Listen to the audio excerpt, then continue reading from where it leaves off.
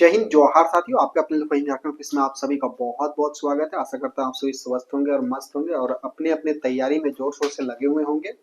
चाहे वो कहीं के भी अभ्यर्थी है, जो भी पुलिस की तैयारी कर रहे हैं, वो लोग अपने अपने तैयारी में लगे हुए होंगे, क्योंकि बहाली प्रक्रिया निरंतर आते रह रहा है।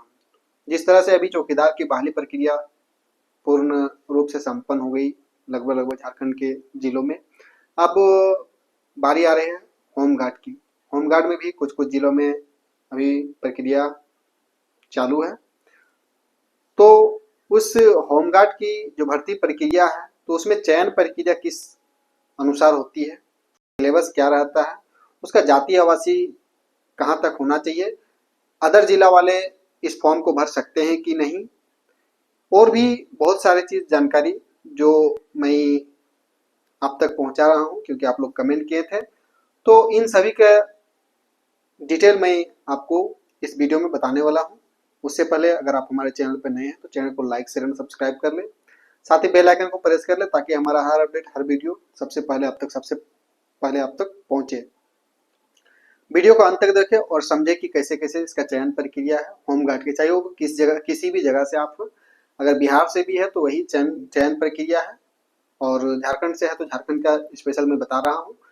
लेकिन होमगार्ड की चयन प्रक्रिया है लगभग इसी तरह से है।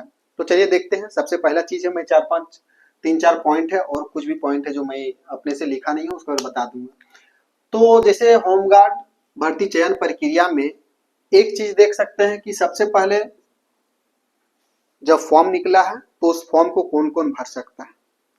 तो उस फॉर्म को चाहे वो झारखंड के 24 जिलों में से जिस जिस जिला में निकलती है फॉर्म, अगर मान के चलिए कि अभी आज का जो नोटिफिकेशन है या चतरा जिला का नोटिफिकेशन आया है, तो ओनली फॉर जो भर सकता है तो वो सिर्फ और सिर्फ चतरा जिला वाला ही भर सकते हैं।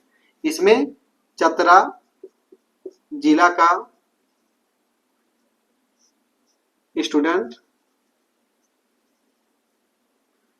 ही इस फॉर्म को भर सकता है। और उसमें भी सबसे अच्छी बात यह है कि आप इसको अच्छी बात भी बोल सकते हैं या फिर बुरी बात, जो भी आपको अच्छी लगे, लेकिन मेरे हिसाब से ये अच्छी बात है, क्योंकि आप जिस प्रखंड से हो उसी प्रखंड से आपका आवेदन स्वीकार किया जाएगा। अन्यथा आप दूसरे प्रखंड में अगर अपना फॉर्म को रजिस्ट्रेशन कर रहे हैं तो आपका मान्य नहीं होगा। क्यों? क्योंकि इसमें जो जाति आवासी यानी कि आपका जो रेसिडेंशियल मांगा जाता है वह सीओ लेवल का होता है, यानी कि आपका जो अंचल अधिकारी द्वारा आपके सर्टिफिकेट बनाया जाता है वो आपके ही अंचल का होना चाहिए, तभी आपका एक्सेप्ट किया जाएगा। तो यह दो चीज मैं उम्मीद करता हूं आप लोग समझ गए होंगे कि फॉर्म कौन कौन भर सकता है। और फॉर्म भरने के लिए सिर्फ प्रखंड ही क्यों है, क्योंकि अलग अलग प्रखंड के लिए अलग अलग सीटों का बंटवारा कर दिया गया है, और उसी सीट से उसी प्रखंड से आपको भरना है जिस प्रखंड में आप हैं। तीसरा चीज, इसका सिलेबस क्या रहता है। तो सिलेबस के बारे में मैं आपको बता देना चाहता हूं। इसमें देखिए, सबसे पहले आपकी जो चयन प्रक्रिया होगी, इस चयन प्रक्रिया में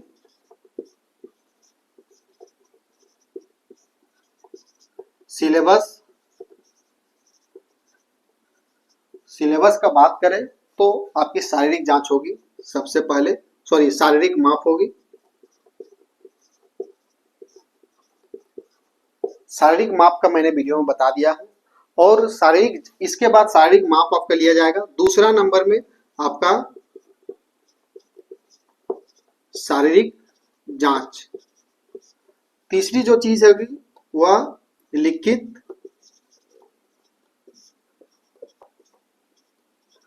परीक्षा।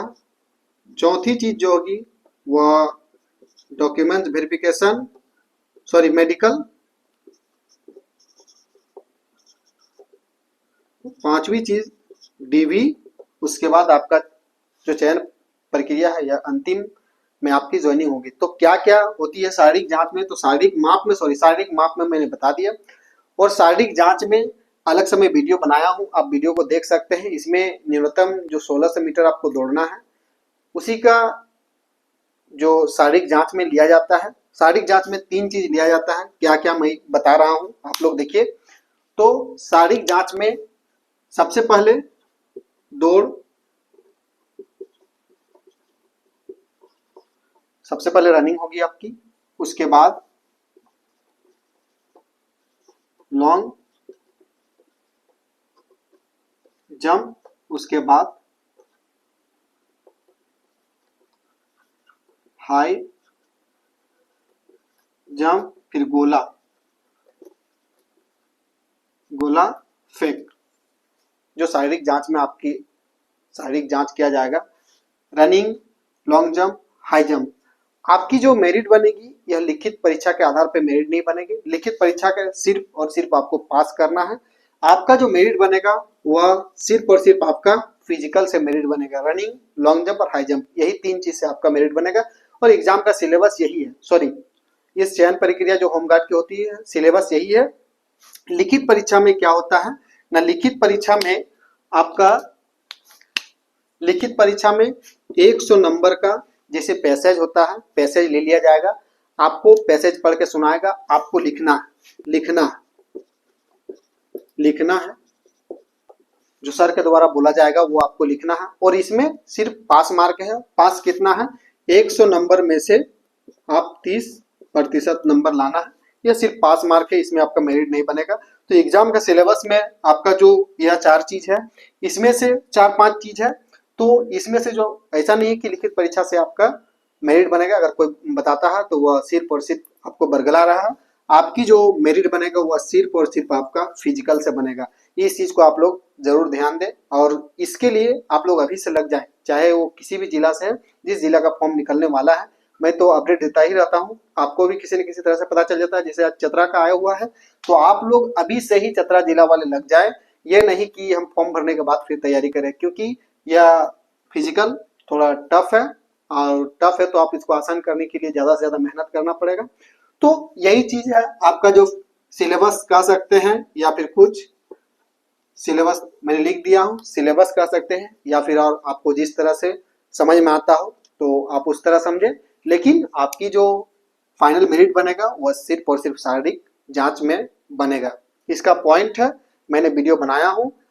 अगर फिर भी आपको कहीं समझने में डाउट हो तो फिर आप मुझे कमेंट करेंगे, मैं आपका जवाब दूंगा।